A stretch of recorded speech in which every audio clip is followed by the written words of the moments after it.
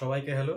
আর আজকে ক্লাস 11-এর বায়োলজির অন্যতম একটা গুরুত্বপূর্ণ কোয়েশ্চেন, অন্যতম গুরুত্বপূর্ণ চ্যাপ্টার লোকোমোশন অ্যান্ড মুভমেন্ট থেকে। তো এই কোয়েশ্চেনটা হচ্ছে স্লাইডিং ফিলামেন্ট থিওরি, এবং এইটা অন্যতম ইম্পর্টেন্ট কোয়েশ্চেনের মধ্যে পড়ে। এটা প্রায় পরীক্ষায় আসে এবং এটা জানাটাও অত্যন্ত জরুরি। তো আজকে চলো আমরা স্লাইডিং ফিলামেন্ট থিওরিটা শিখে ফেলি। তো স্লাইডিং ফিলামেন্ট থিওরি জানতে গেলে আমাদেরকে প্রথমে বুঝতে হবে ডিপোলারাইজেশন শব্দটাকে। সার্কোলেমার ডিপোলারাইজেশন। প্রথমে আমরা সার্কোলেমার ডিপোলারাইজেশনে আসবো।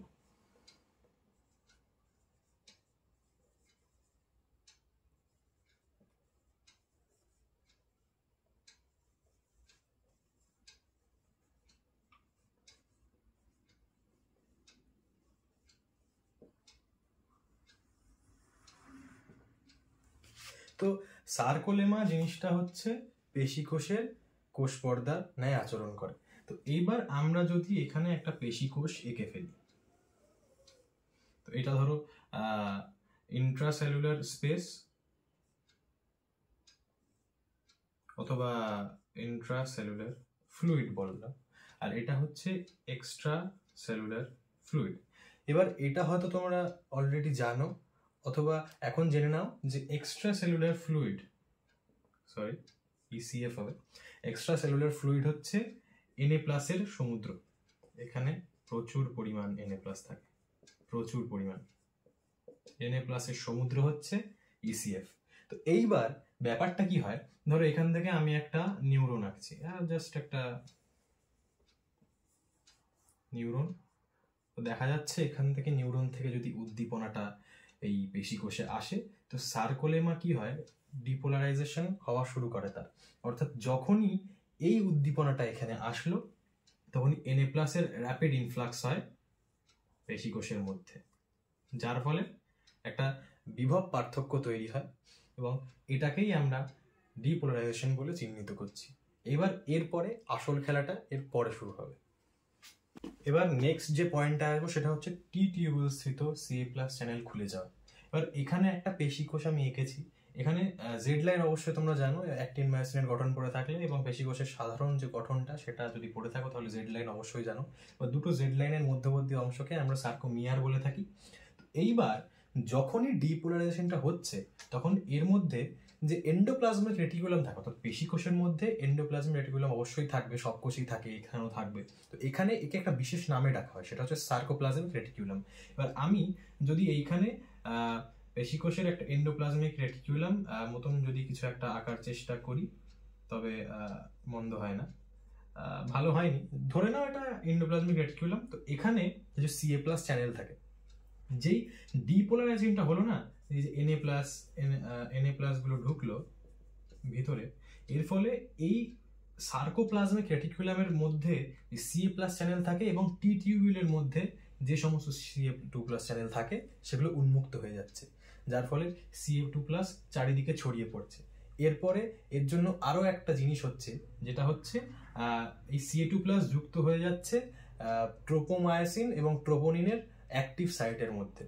এর ফলে কি হচ্ছে, এটা পরের পয়েন্টে আমরা আলোচনা করছি।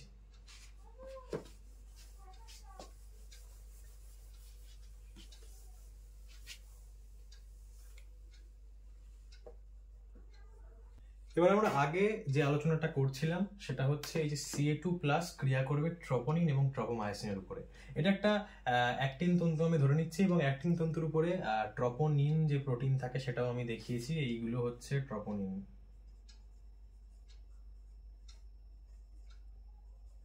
ট্রোপোনিন দেখা যাচ্ছে। এইবার এই যে Ca2+ গুলো সার্কোপ্লাজমিক রেটিকুলাম থেকে ক্ষরণ হলো, এগুলো এইখানে চলে আসছে এবং ট্রোপোনিনকে নিজের সাথে যুক্ত করে নিচ্ছে, এবং শুধু যুক্তই করছে না, নিজ স্থান থেকে ট্রোপোমায়োসিনকে বিচ্যুত করছে, যার ফলে অ্যাক্টিন তন্তুর অ্যাক্টিভ সাইট উন্মুক্ত হয়ে যাচ্ছে।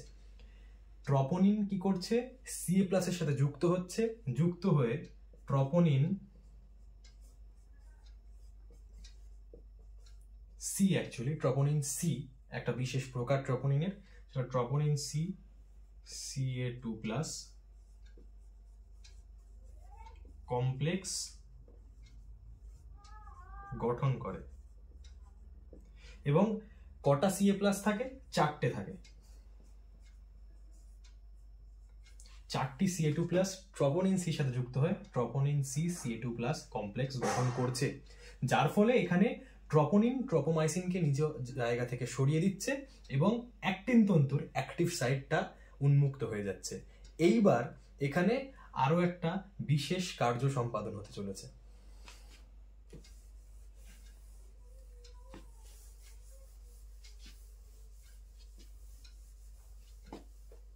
এবার একটু অন্য প্রসঙ্গে আসি, যেটা হচ্ছে মায়োসিন মস্তক সক্রিয়করণ। এবার অ্যাক্টিন ছেড়ে আমরা মায়োসিনে এসেছি। তোমরা মায়োসিনের গঠন নিশ্চয়ই পড়েছো এবং কিছুটা এরকম হয়, এগুলো হচ্ছে হেড আর এটা হচ্ছে টেল।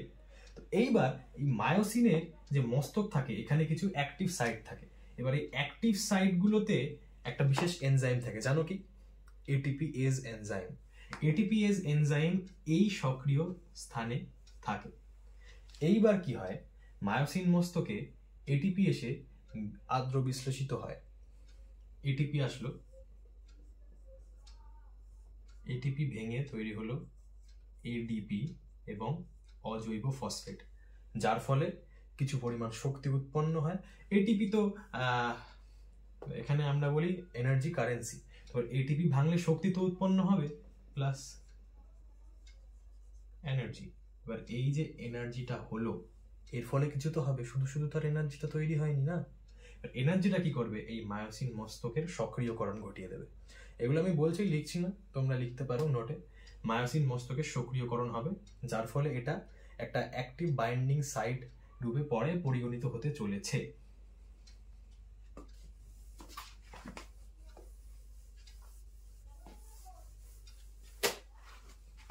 এরপর যে টপিকটা আসবো সেটা হচ্ছে এই স্লাইডিং ফিলামেন্ট থিওরির একেবারে অন্যতম ইম্পর্টেন্ট জায়গা, ক্রস ব্রিজ ফরমেশন।